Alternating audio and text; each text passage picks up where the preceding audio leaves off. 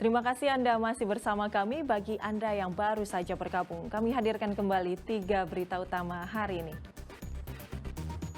Seorang pekerja tewas tertimpa tiang pancang beton yang sedang ia potong pada proyek pembangunan pabrik di Blora. Unik, acara pernikahan diadakan di pelataran Candi Borobudur, Kabupaten Magelang dengan tradisi adat Jawa. Mengalami asiknya menyesap kenikmatan kopi Turki di tengah Pasaraya 1 Salatiga.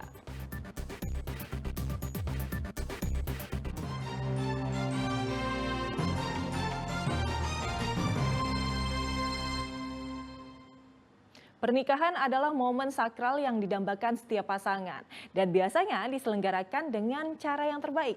Nah, salah satu pasangan pengantin menggelar pernikahan dengan latar belakang Candi Agung Borobudur, Kabupaten Magelang dan menggunakan tradisi adat Jawa. Yuk kita lihat keunikannya.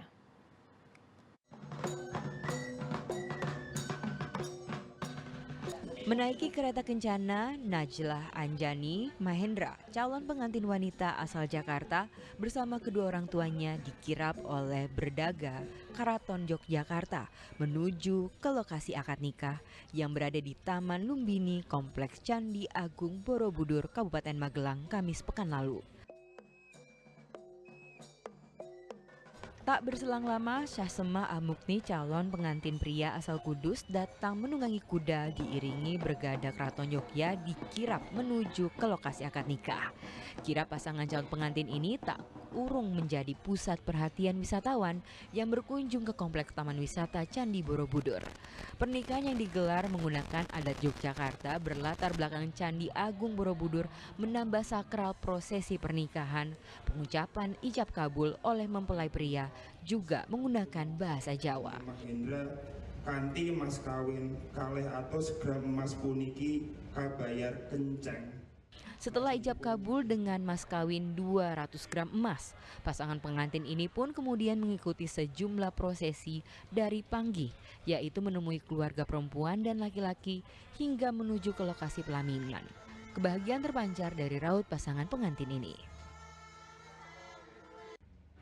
Ya, salah satu hal yang dari kecil mau diwujudkan. Dari saya sangat bahagia sekali bisa bernikah di sini, apalagi pernikahan hari ini berjalan lancar, alhamdulillah, syukur, sangat berbahagia dan penuh cinta. Hal yang sangat baik untuk saya dan keluarga karena ini merupakan kesempatan juga untuk saya dan keluarga mendalami adat Jawa ya. Apalagi Candi Borobudur itu kan sangat ikonik dengan wisata Indonesia ya. Jadi kita benar-benar membawakan pernikahan kita itu seperti pernikahan ageng, pernikahan yang dapat disaksikan secara nasional, yang benar-benar semoga bisa menjadi inspirasi untuk pasangan-pasangan kedepannya juga. Rupanya ide menggelar pernikahan di Candi Borobudur berasal dari orang tua mempelai pria. Saya ingin membangkitkan lagi bahwa budaya Nusantara sudah saatnya menjadi jati diri bangsa untuk meraih Nusantara mercusuar dunia. Harapan saya mempelai ini bisa membawa amanah leluhur untuk mewujudkan Nusantara mercusuar dunia. Sehari sebelumnya, sepasang pengantin ini melakukan tradisi sakral pernikahan adat Yogyakarta, yakni proses pingit dan siraman yang dilakukan di tempat terpisah.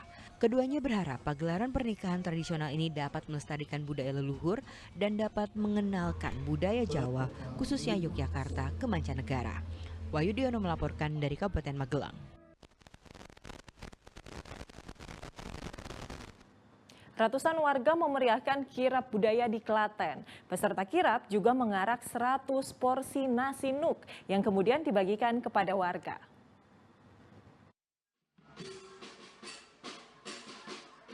Iring-iringan ratusan warga memeriahkan kirap budaya Haul Agung Kiai Abdul Qorat di Desa Wirobayat, Klaten, Rabu lalu. Kirap budaya diikuti ratusan warga, perangkat desa, dan abdi dalam Keraton Surakarta. Peserta kirap mengenakan busana tradisional. Diawali dari halaman kantor desa, peserta kirap kemudian berjalan kaki menuju makam Kiai Abdul Qohar yang menempuh jarak sekitar 700 meter. Peserta kirap mengarak jajanan pasar, buah, dan 100 porsi nasi nuk yang menjadi tradisi di wilayah tersebut. Nasi nuk terdiri dari nasi putih, sayur tempe, dan telur. Setelah didoakan bersama, nasi nuk kemudian dibagikan kepada warga.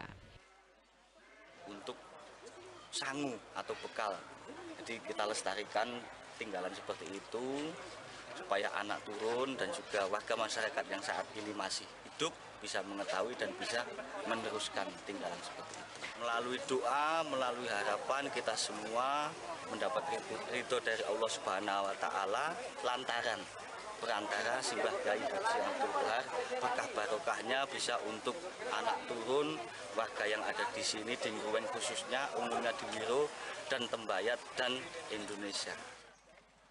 Sejumlah warga mengaku sangat senang dapat memperoleh nasi nuk yang diyakini sebagai sebuah berkah. Dapat suami sini terus bisa datang ke sini langsung, ya seneng. Dapat nasi apa? Nasi nasinya bagus tapi namanya nasi telur sama isian tempe. Biar apa Mbak itu? Kenapa tadi dapat ngambil itu biar apa? Ya dapat keberkahannya kan dari sana. Udah didoain. Kirap budaya tersebut dilakukan untuk mengenang Kiai Abdul Qohar yang merupakan ulama penyebar agama Islam di wilayah Klaten.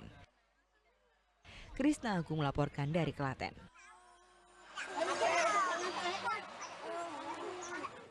Kedai kopi kekinian biasanya berada di tempat-tempat estetik yang identik dengan ruangan berpendingin udara dan harganya yang mahal.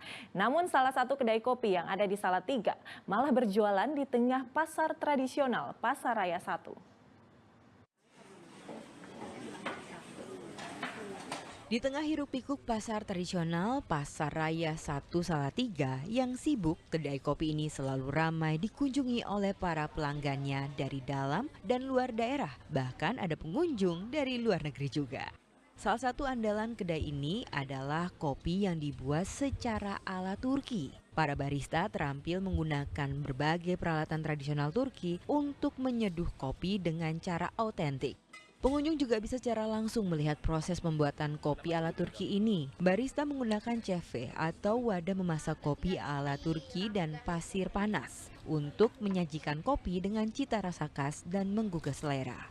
Pengunjung dapat memilih berbagai macam kopi premium yang disediakan dengan metode ala Turki. Biji kopi yang disajikan mulai dari Robusta dari Merbabu, Sikidang, Bengkulu, dan Komodo, serta kopi Arabica Bali Kintamani, Toraja, dan Aceh Gayo.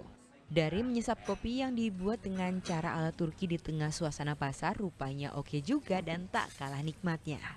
Jadi seru sih. Seru. Suka kopi? Suka. Ini tadi pesan apa? Pesan Merbabu. Buat Turkis, ya. Sama coklat, sama kopi susu. Rasanya gimana? Rasanya seru sih, unik. Unik-unik. Pemilik kedai sengaja memilih perjualan di tengah pasar karena penikmat kopi dari muda hingga dewasa semua berada di pasar serta tempat perputaran uang terbesar adalah di pasar. Di tempat asalnya pun kopi Turki biasa ditemukan dengan mudah di pasar-pasar tradisional berusia 500 hingga 1000 tahun di sana. Pasar tradisional juga dipilih untuk menepis anggapan jika kopi kekinian mahal. Untuk di Salatiga baru punya kita sendiri yang ada untuk Turkish Metode. Kalau pelanggan kita sih untuk pertama kali dibuka banyak warga Salatiga. Beberapa juga dari luar kota seperti dari Jakarta, terus ada juga dari Boyolali, terus dari Semarang juga ada, dan beberapa komunitas kopi yang ada di Salatiga juga sempat datang juga. Kenapa mereka kesini? Kalau mereka kesini sih awalnya mungkin ya lebih ke penasaran ya. Karena mungkin yang pertama itu dari sosial media ya, dari sosial media sehingga rasa penasaran itu muncul untuk datang ke sini. Oh, kok ada tempat kopi di pasar gitu? Kan beda dari yang lain. Bagi Anda, jika ingin menikmati secangkir kopi ala Turki ini jangan khawatir kantong bolong. Kopi di sini dijual murah dari harga Rp3.000 hingga Rp30.000. Kedai di sini juga menjual aneka jenis kopi jika ingin menyeduh sendiri kopi di rumah dengan harga Rp50.000 hingga Rp500.000. Yulianto melaporkan dari Salatiga.